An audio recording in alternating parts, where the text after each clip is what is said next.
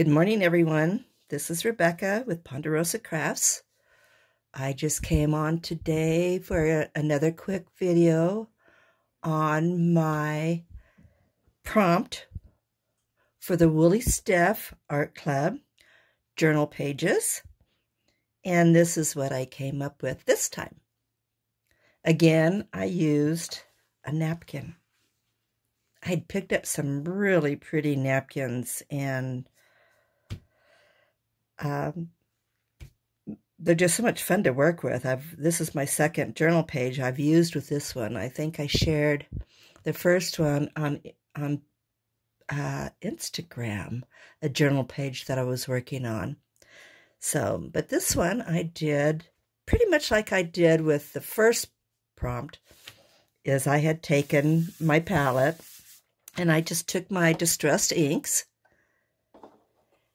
and just, smooshed them on the palette, squirted them with water, and then I just dipped my paper over the top of the paint. And I only used two colors. I used a blue and a light green.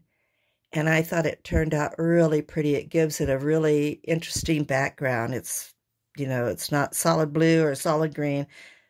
It gives it some dimension. Then I went ahead and after I dried the ink, I went ahead and applied the napkin with Mod Podge. And I didn't know what else to do with it. And I was trying to figure out if I wanted to add some paint around the edges, something different. But I just really like this napkin. It's just so pretty. And to me, it's nature. And I had a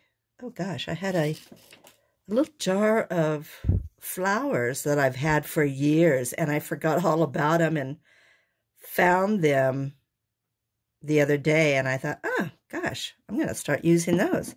So I went ahead and applied the three little flowers and used some green little pearls.